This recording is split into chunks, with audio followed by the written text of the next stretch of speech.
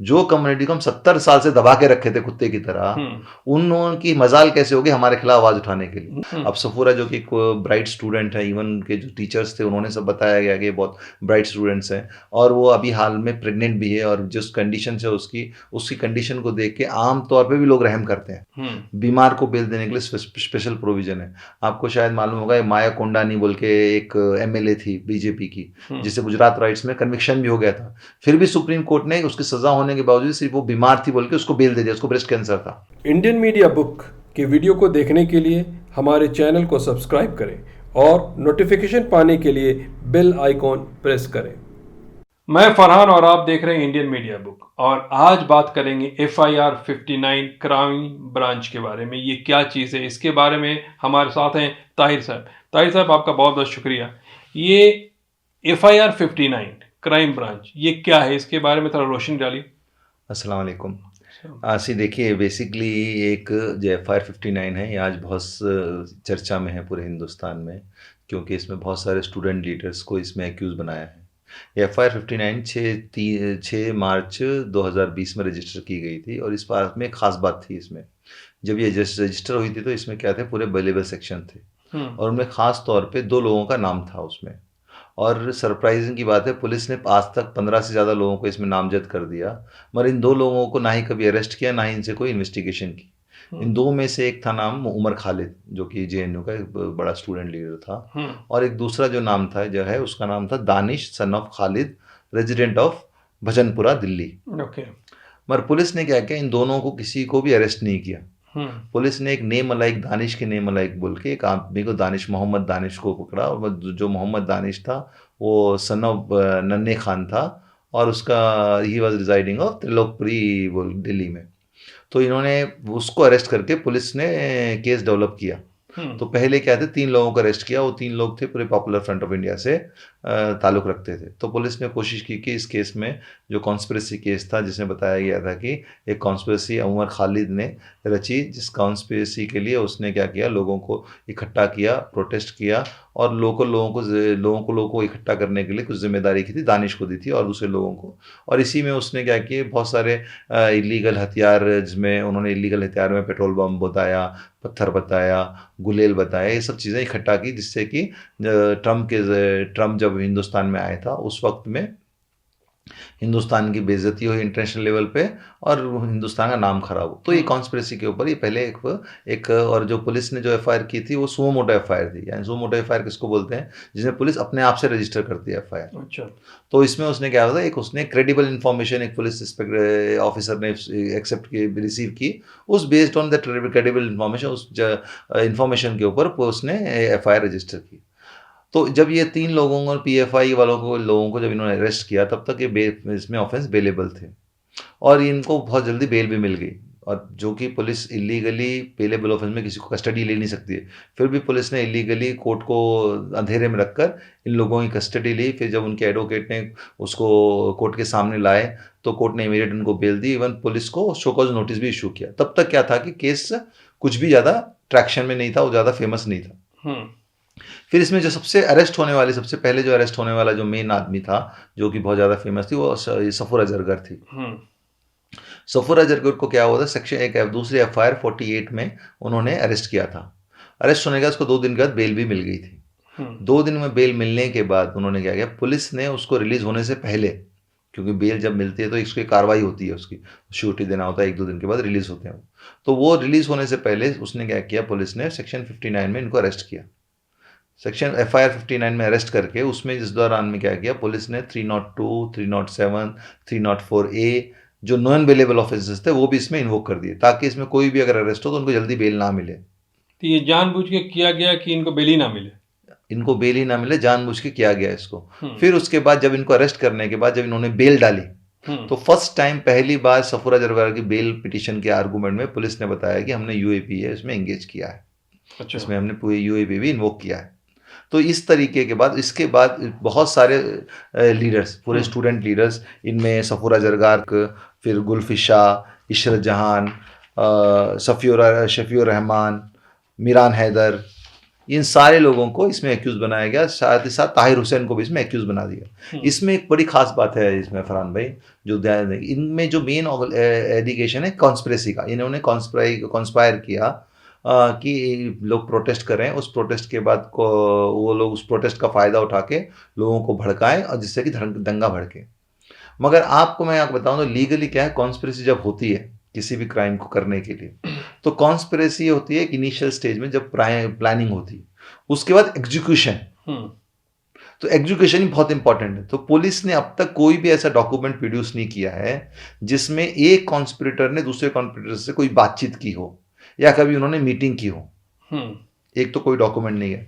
और जितने भी एफआईआर दंगों के दौरान में रजिस्टर हुई हैं, उनमें चाहे वो मुस्लिम एक्यूज्ड हो या मुस्लिम विक्टिम हो या हिंदू विक्टिम हो या मुस्लिम एक्यूज्ड हो या हिंदू एक्यूज्ड हो, इनमें से किसी ने भी कहीं भी स्टेटमेंट नहीं बोला है कि हमने इस गुनाह को अंजाम इसलिए दिया है कि ये जो कॉन्स्पिरेसी हुई थी जिसमें शफूरा जरगार, मीरान हैदर, सफ़ीउर रहमान, ये लोग थे, इन लोगों की कॉन्स्पिरेसी को एग्जीक्यूट करने के लिए हमने दंगा किया। और ना ही इन्वेस्टिगेशन के दौरान पुलिस ने इन किसी को कन्फ्रंट करा एक दूसरे से।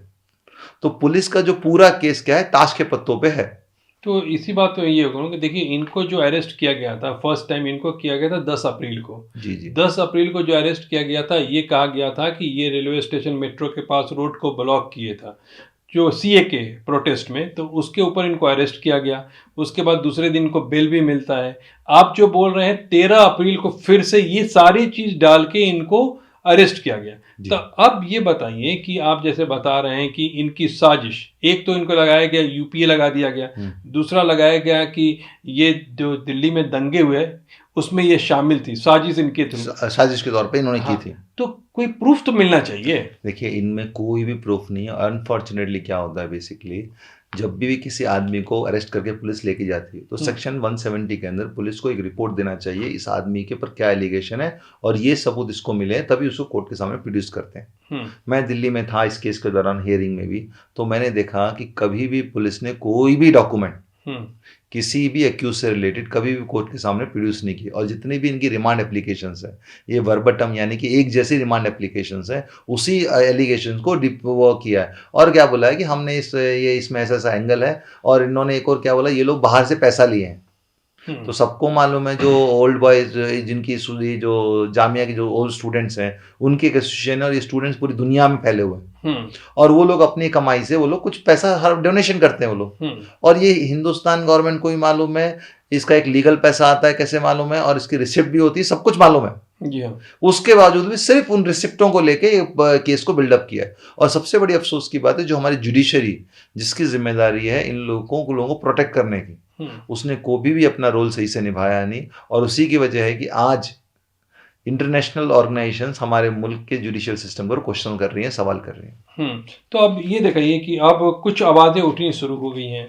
बेंगलोर का जो इंडियन इंस्टीट्यूट ऑफ मैनेजमेंट के जो 66 मेंबर हैं, उन लोगों ने एक एप्लीकेशन लिखा है जिसमें कहा है कि सफूरा को छोड़ा जाए क्योंकि वो प्रेग्नेंट है, और उनके साथ जो लोग हैं उनको, तो इन लोगों की तरफ से एक रिक्वेस्ट की अपील गई है। दूसरी बात अगर देखेंगे तो ABA, अमेरिकन बार को जो काउंसिल है, उन लोगों ने कहा है कि इसके पीछे कोई भी सबूत नहीं है। तो जब बाहरों से आवाज़ उठ रही है, इंटरनल आवाज़ उठ रहा है, उसके बाद भी सुनवाई नहीं हो रही है, ऐसा क्यों? देखिए, बेसिकली क्या है, ये जो लॉ में क्या बताया था, bail is rule, jail is exception. यानी कि बेल किसी भी केस में पहले बेल मिलनी चाहिए, और जेल में लोग भेजते हैं वो एक्सेप्शन केस में ही जाना चाहिए। ये एक क्रिमिनल लॉ में एक प्रिंसिपल है। इसी तरीके से सुप्रीम कोर्ट ने कई तरह के जजमेंट में क्या बोला है कि जो तुम्हारे ट्रायल के ये प्री ट्रायल अरेस्ट है ना, जो ये प्रिवेंटिव है, प्यूनिटिव नहीं, यानी कि ये पनिशमेंट के लिए नहीं है, ये क्राइम प्रिवेंट करने के लिए होता है। इसका मतलब क्या है कि इसको तुम्हें ज़्यादा दिन तक रहना नहीं चाहिए, इनको इमीडिएट छोड़ देना चाहिए। जैसे अब आपने सफूरा कैसे बोला, अब सफूरा जो कि ब्राइट स्टूडेंट है, इवन उनके जो टीचर्स थे उन्होंने सब बताया गया कि बहुत ब्राइट स्टूडेंट्स हैं, और वो अभी हाल में प्रेग्नेंट भी है, और जिस कंडीशन से उसकी कंडीशन को देख के आम तौर पर भी लोग रहम करते हैं। मगर ये हमारा जो जुडिशियरी सिस्टम है और जो हमारा पुलिस है, जो जिस तरीके से लोग बिहेव करते हैं पुलिस वाले वाले लोग, उससे बहुत ही शर्म आती है इस बात को देखते हुए, सुनते हुए भी कि इस तरीके से ये लोग परेशान कर रहे हैं। और मैं जो आपको बता रहा हूँ, क्योंकि मैं इस केस में खुद पर्सनली इन्वॉल्व हूँ, तो मुझे मालूम है कि इस केस में जितने भी एविडेंस है पुलिस के पास, उसमें एक भी एविडेंस ऐसा नहीं जो कि लीगली टेस्टिफाई कर सकते हैं या लीगली विथस्टैंड कर सकते हैं कोर्ट के सामने। एक चीज़ और पूछूं कि देखिए, जो आदमी बीमार होता है, जी। कोई क्राइम किया हुआ है, ऑलमोस्ट उसको कंफर्म भी रहता है, बीमारी का हालत में उसको भी बेल मिल जाता है इस जी। ग्राउंड पे। तो जब एक लेडी है, प्रेग्नेंट है और उसकी तबीयत ठीक नहीं है, इस ग्राउंड पे बेल क्यों नहीं मिल रहा है? देखिए, असल में क्या है, अगर सेक्शन 437 में स्पेशल प्रोविजन है औरत को बेल देने के लिए, बीमार को बेल देने के लिए स्पेशल प्रोविजन है। आपको शायद मालूम होगा, माया कोंडानी बोल के एक एमएलए थी बीजेपी की, जिसे गुजरात राइट्स में कन्विक्शन भी हो गया था, फिर भी सुप्रीम कोर्ट ने उसकी सजा होने के बावजूद सिर्फ वो बीमार थी बोल के उसको बेल दे दिया। उसको ब्रेस्ट कैंसर था, उसको बेल दे दे। इवन जो तुम्हारी सऊदी प्रज्ञा सिंह है, उसके ऊपर कितना से हीनियस चार्जेस थे, फिर भी उसको सिर्फ बेल किया, हेल्थ ग्राउंड में उनको बेल दी। तो ये जितने भी जो ग्राउंड्स रहते हैं ना, ये सिर्फ और सिर्फ कंसिडरेशन, मुझे बहुत शर्म आ रही है बोलते हुए भी, ये सिर्फ कंसिडरेशन क्या रहता है, नॉन मुस्लिम के लिए ही रहता है और उन लोगों के लिए रहता है जो कि गवर्नमेंट के नज़दीक रहते हैं। और जब भी जो भी गवर्नमेंट के खिलाफ लोग रहते हैं, उनके पर ये कभी कंसिडर नहीं करता, इवन कोर्ट भी कंसिडर नहीं करता और एग्जीक्यूटिव भी कंसिडर नहीं करती, और जिम्मेदारी कोर्ट की है इसको कंसिडर करने के लिए। जिसमें एक और बेल मिलता है ना, कंडीशनल बेल, कि आप 6 हर महीने बेल ही कंडीशनल बेल होती है। वो मैं इंटरिम, आप जो बोल रहे हैं इंटरिम बेल बोल रहे अच्छा जी। हैं। तो हेल्थ कंडीशन को किसी के, अगर मान लीजिए कोई एक प्रोविजन में लॉ में क्या है, अगर किसी को कोई ऑपरेशन कराना है या उसकी हेल्थ ऐसी कंडीशंस ऐसी है जिसकी वजह से वो जेल में नहीं रह सकता है, जेल में उसका सही से इलाज नहीं होता, तो उसको स्पेशली कोर्ट कंसिडर करता है इसको इंटरिम बेल देने के लिए। तो मैंने इनके एडवोकेट से बात किया है कि आप लोग इनको इंटरिम बेल दो के लिए ट्राई करो, क्योंकि मेरिट के ऊपर ऑलरेडी बेल रिजेक्ट हो गई है। तो अब वो हम हाई कोर्ट में जाएंगे, तुम लोग सुप्रीम कोर्ट में जाओगे, एक अलग उसका पैरेलल रहेगा। मगर इनकी हेल्थ कंडीशन, उसमें कोई डिस्प्यूट नहीं है, इनकी जो स्टेट ऑफ कंडीशन है, हेल्थ कंडीशन, उसमें कोई डिस्प्यूट नहीं है। तो आप हेल्थ कंडीशन के ऊपर इंटरिम बेल मूव करो, और उम्मीद है कि इंटरिम बेल कोर्ट कंसिडर करेगा, क्योंकि ये बेसिकली पूरा हेल्थ ग्राउंड के ऊपर है, उनकी हेल्थ में कोई डिस्प्यूट नहीं है। तो 100% उनको मिलना चाहिए, और अब तक अभी एडवोकेट ने अप्लाई किया नहीं है। मैं उम्मीद करता हूँ एम्प्लॉयर अप्लाई करेंगे तो कोर्ट उसको अप्रिशिएट करेगा। तो ये बताइए कि ये यूपीए जो है बहुत आसानी से लगा दिया जाता है, इसको क्या कोर्ट में चैलेंज नहीं कर सकते? देखिए, यूएपीए इन्होंने अनलॉफुल एक्टिविटी बोल रहे हैं, तो अनलॉफुल एक्टिविटी सेक्शन 3 में डिफाइन किया गया। तो अनलॉफुल एक्टिविटी के लिए सबसे बड़ी चीज़ पता है क्या है, कोई भी आपको किसी भी आदमी को आप अनलॉफुल एक्टिविटी बोल के उस अंदर नहीं डाल सकते, क्योंकि अनलॉफुल एक्टिविटी होने के लिए अनलॉफुल एसोसिएशन होना इंपॉर्टेंट है। और अगर अनलॉफुल एसोसिएशन हो, अगर गवर्नमेंट ने बोले तो गवर्नमेंट के नाम से माना नहीं जाता कि अनलॉफुल एसोसिएशन है। गवर्नमेंट को उसके लिए नोटिफिकेशन देना पड़ता है और उसको डिक्लेयर करना पड़ता है अनलॉफुल एसोसिएशन है, फिर उसी को ट्रिब्यूनल में रेफर करना पड़ता है। फिर ट्रिब्यूनल क्या करता है, एविडेंस लेके डिक्लेयर करता है कि ये पर्टिकुलर एसोसिएशन क्या है, ये अनलॉफुल एक्टिविटी में इन्वॉल्व है। तो जो भी उस एसोसिएशन जुड़े होते हैं, वो लोगों की अनलॉफुल एक्टिविटी के चार्जेस लग सकते हैं। तो इनके केस में, सफुरा के केस में, जिस भी ऑर्गेनाइजेशन जुड़ी है, स्टूडेंट ऑर्गेनाइजेशन जुड़ी है, वो अभी तक उन्हें लीगली उसको अनलॉफुल एसोसिएशन डिक्लेयर नहीं किया गया। तो इसके लिए जो अनलॉफुल एक्टिविटी का जो उसका चार्जेस है, वो विथस्टैंड नहीं कर सकता। फिर दूसरा होता है टेररिज्म चार्जेस, जो सेक्शन 15 के अंदर डिसाइड किया हुआ है। वो टेररिज्म चार्जेस के उसके 3 हिस्से हैं। उसके 3 हिस्से में सबसे पहला हिस्सा क्या है बोले तो, कि कोई भी ऐसा एक्ट जिससे कि हिंदुस्तान की सॉवरेनिटी, इंटीग्रिटी के को नुकसान पहुंचाए, वो एक्ट। और उसमें क्या होना चाहिए कि वो लोग एक जैसे मास डिस्ट्रक्शन होते हैं, वैसे तरह के वेपन यूज होने चाहिए। उसमें केमिकल वेपन्स भी हैं, बॉम्ब्स भी हैं, एक्सप्लोसिव हैं ये, और उसका रिजल्ट होना चाहिए कोई मरे हुआ ना चाहिए। ये तीनों चीज़ जब होती है मिलके, तभी वो टेररिस्ट एक्टिविटी बनती है। तो ना ही इसमें कोई भी एलिगेशन ऐसा है कि उन्होंने सॉवरेनिटी, इंटीग्रिटी के लिए खिलाफ काम किया है, ना ही कुछ में से ऐसा एलिगेशन है कि मास डिस्ट्रीब्यूशन के वेपन यूज हुए हैं। हो सकता है वो दंगों के दौरान फायर आर्म भी यूज हुए होंगे, मगर वो firearm is not amounts to mass. लेकिन वो प्रूफ होना पड़ेगा ना कि ये दंगा इन्होंने कराया है। तो मैं क्या बताना चाह रहा हूँ, एक तो ये तो मैं लीगली भी स्टैंड नहीं होता है यूएपीए चार्ज। तो मैं इनके काउंसिल्स को बोल रहा हूँ कि आप लोग इनके यूएपीए चार्जेस को, जो भी ये लोगों ने इन्वोक किया, उसको आप चैलेंज करो, क्योंकि कोई चार्ज नहीं होता। और आप सबसे बड़ी हैरानी वाली बात है, जितने में दिल्ली में तकरीबन 125 एफआईआर दर्ज हुई है, उन किसी भी 125 एफआईआर में जो दंगों में हुए, किसी भी स्टूडेंट लीडर का नाम नहीं लिया है। जब कॉन्स्पिरेसी और एक्ट से कनेक्शन ही कोई नहीं है तो कॉन्स्पिरेसी कहाँ से विथस्टैंड होता है? ये सीधा सीधा क्या है, एक गवर्नमेंट की साजिश है, दिल्ली पुलिस की साजिश है। जैसे कि आपको मालूम होगा, जब सीए के प्रोटेस्ट के दौरान दिल्ली पुलिस बहुत बैकवर्ड में थी और दिल्ली पुलिस ने जहाँ जहाँ भी स्टूडेंट्स के ऊपर अटैक किया तो उसने कोर्ट ने भी उसके बारे में बहुत सारे कड़े वर्ड्स में उसकी निंदा की थी। तो अब दिल्ली पुलिस ये कोविड लॉकडाउन का फ़ायदा उठा के उसका बदला ले रही है और इन स्टूडेंट लीडर को, जिन्होंने उस वक्त में इस पूरे आंदोलन के में को लीड किया था, उनको टारगेट कर रही है ताकि वो कभी भी इस तरीके से कोई भी आंदोलन गवर्नमेंट के खिलाफ करने को तैयार ना हो सके। मतलब एक आप ये कह सकते हैं कि लोगों को ऐसा करके दबाने दिखाया जा रहा है कि डरा दे, डराने और कोई आवाजें ना उठे। करेक्ट, वही है इसका, इसमें और कुछ भी नहीं। लेकिन एक चीज, चलिए ये गवर्नमेंट की होगी, आपने क्लियरिटी दे दिया। लास्ट में एक सवाल पूछता हूँ कि ऐसे अगर लोगों को अरेस्ट किया जाता है तो जनरल पब्लिक या फिर उस कम्युनिटी के लोग मिल के आवाज़ क्यों नहीं उठाते? क्योंकि जब आपको क्लियर कट पता चल रहा है, ठीक है, हो सकता है कुछ एरर हुआ हो और कुछ गलतियां की हो, कोर्ट सजा देगी, लेकिन इस टाइप का गंभीर आरोप जब लगता है तो लोग आवाज़ क्यों नहीं उठाते? देखिए, ये तो सफूरा का केस आज क्यों हाईलाइट हो गया? क्योंकि वो एक स्टूडेंट लीडर है, प्रेग्नेंट है, औरत है। ऐसे हज़ारों केस हैं जिसमें मासूम लोग जेलों के अंदर हैं। चाहे भीमा कोरेगांव का इंसिडेंट रहने दो या कोई भी टेररिस्ट एक्टिविटी का केस हो, उसमें मासूमों को पकड़ा जाता है, छोटे छोटे केसों में डाला जाता है और कोर्ट्स को ही मालूम है 10-10 साल, 15-15 साल जेलों के अंदर पड़े रहते हैं, इनका कोई सुनवाई नहीं होती, ट्रायल नहीं चलता, सब कुछ मालूम है इनको। और मुस्लिम कम्युनिटी से कुछ भी तो उम्मीद नहीं कर सकते, क्योंकि ये सबसे ऐसी कम्युनिटी है जो ऐसी बेहिस कम्युनिटी है, इसको किसी का फिक्र ही नहीं रहती कभी। क्योंकि नहीं, मैं इसलिए बोला कि देखिए, जब एंटी सीए का काम चल रहा था, एनआरपी का काम चल रहा, तो सारे लोग स्टेज पे आ गए थे। मैं वही बता रहा हूं, लेकिन अरेस्ट होने के बाद एक आदमी भी बात नहीं कर रहा। ये पहली बार सीए के प्रोटेस्ट में पहली बार मुस्लिम कम्युनिटी एक अपनी आवाज उठाने के लिए रोडों के ऊपर पीसफुल तरीके से आई थी। तो ये जो थी, गवर्नमेंट को भी बहुत खटकी है और खासतौर पे दिल्ली पुलिस को बहुत खटकी है।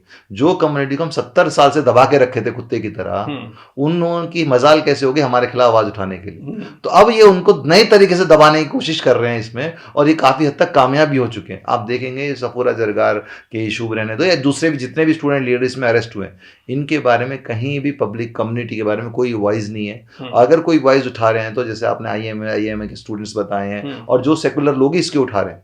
और मैं उम्मीद करता हूं कि बहुत जल्द हमारी कोर्ट जागेगी और इसके जो उनको रिलीफ मिलना चाहिए वो जरूर रिलीफ देंगे, और आगे चल के इस केस को, झूठे केस को भी वो लोग इसको क्वैश करेंगे। ठीक है, तो ताहिर भाई, आपका बहुत बहुत शुक्रिया आने के लिए और इस पर रोशनी डालने के लिए। Thank you so much watching Indian media book.